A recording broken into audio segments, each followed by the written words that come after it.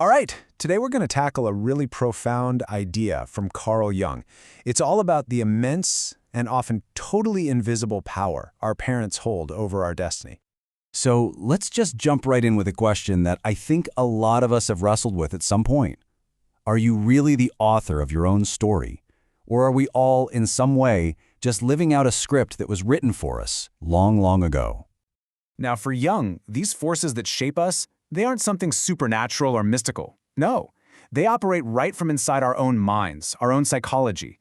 He had this amazing phrase for it, the secret workshop of the daemon. And when he says daemon, he doesn't mean a demon in the spooky sense. He means a kind of guiding inner force, a powerful, deep pattern. And for every single one of us, that pattern begins with our parents. Okay, so to really get what Jung was doing here and just how radical it was, we have to rewind a little bit. We've got to look at the intellectual landscape he was working in, and that means we have to start with his famous contemporary, and for a time his mentor, the one and only Sigmund Freud. You see, Freud noticed something really interesting. He saw that when we hit a wall as adults, a major obstacle or crisis, our psychic energy, what he called libido, it often regresses. It's like it flows backward, down old familiar channels, and reactivates those incredibly powerful dynamics from our childhood. And for Freud, the relationship with the father was absolutely central to this. But Jung took this basic idea and just ran with it. He started seeing that these patterns weren't just stuck in one person's childhood. No, they seemed to echo across entire generations. He called it a kind of psychic contagion, something that could literally shape a whole family's fate. And get this, there was even some early data that seemed to back this up. One of Jung's pupils, Dr. Emma First, did this fascinating study. She found that the psychological differences between, say, two random people were around 6%, but between family members, that number dropped to just 4%. It might not sound like a huge leap, but it was some of the first quantitative evidence pointing to this deep, shared psychological reality within a family. And the thing is, this contagion, it happens totally unconsciously, mostly when we're really young, like in our first 5 years. To see just how powerful this can be, how it can literally dictate the course of a life, let's dive into one of Jung's most, I think, striking case studies. Okay, so Jung had this patient, a 55-year-old woman, and her life story, it's just a tragic, perfect example of this. She had idolized her father, this powerful, respected figure, but he died when she was only 5. So what happens? Well, her entire life becomes this unconscious quest to get that relationship back. At 24, she marries a man who is a perfect substitute. He's older, he has the same build, he even dies of a stroke just like her father. Then, later in life, she marries this brutal peasant, almost a dark caricature of her father. You see, her whole life was just an echo, a repetition of this one powerful, unresolved relationship. But here's the most shocking part, the detail that really shows you the terrifying, irrational power of this dynamic. Her father, he had actually wanted her to marry this physically repulsive, mentally deficient farmhand. Why? Just to keep her for himself. And decades later, after all her tragedy, she told Jung that she actually regretted not obeying him. I mean, think about that. That's the kind of logic-defying grip this parental echo can have on a person's soul. Okay, so when you hear a story like that, it's so extreme, it just forces you to ask a really big question. Can one person, an ordinary, flawed human being, really have that kind of almost magical power over another person's entire life, over their destiny? And for Jung, the answer was a clear and resounding no. That kind of immense power doesn't just come from one individual. This realization is what pushed him way beyond Freud's idea of the family romance. It led him to what is arguably his most important, most revolutionary discovery. So, Jung proposed that we are not born as blank slates, the old idea of a tabula rasa.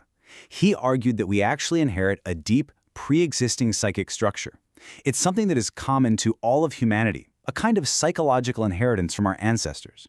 He called this the collective unconscious. And living within this deep collective realm are what Jung called archetypes.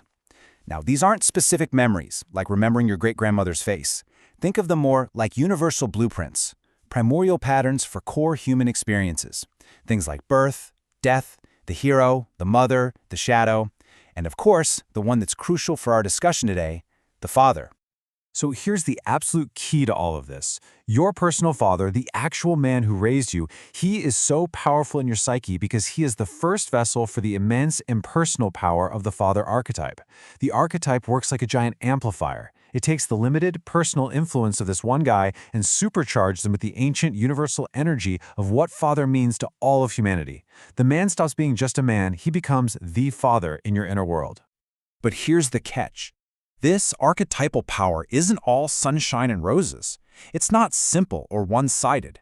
Like any great force of nature, it has a profound duality. It has the power to create, to guide, to be a kind of god. But it also has the power to destroy, to possess, to be a demon. As Jung himself put it, the archetype has a changeful countenance, white and black. It's both our guiding genius and our personal daemon. And to really show what he meant by this, Jung pointed to this fascinating ancient myth, the story of Tobit. So in this story, there's a young woman, Sarah, who is basically cursed. She wants to get married, but an evil demon named Asmodeus is in love with her, and he kills every single one of her bridegrooms on their wedding night. 7 of them.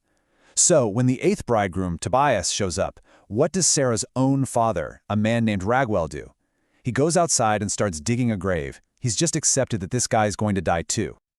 This myth is brilliant because it perfectly splits the two faces of the archetype. You have Raguel, the personal father. He's the good father, consciously giving his daughter away in marriage.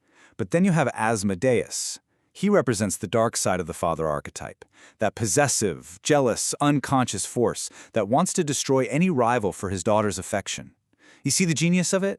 Raguel himself isn't the demon, but the destructive demonic potential of the archetype itself is acting through him, through his despair and his grave digging.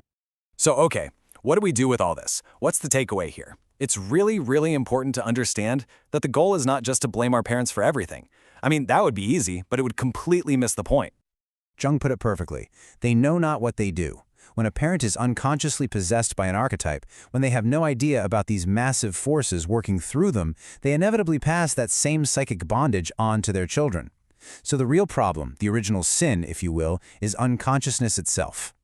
So the path to freedom, the way out of this cycle, is through consciousness. It's about the, frankly, heroic effort of recognizing these powerful, impersonal forces at play inside our own minds. There's this great quote from the Stoic philosopher Cleanthes that just nails the choice we all have. When we can start to differentiate between our actual, personal parents and the giant archetypes they carried for us, when we can see the patterns that were stamped onto our psyches, we completely change our relationship to our own destiny. We stop being dragged along by fate, and we start consciously participating in creating it. We turn what felt like a predetermined fate into a path we actually choose. And that really leaves us with one last big question to think about in our own lives. If you look at the patterns in your relationships, your career, your deepest fears, and your highest hopes, can you start to see the outline? Can you maybe, just maybe, begin to glimpse the face of that demon, that unseen force that is guiding your destiny?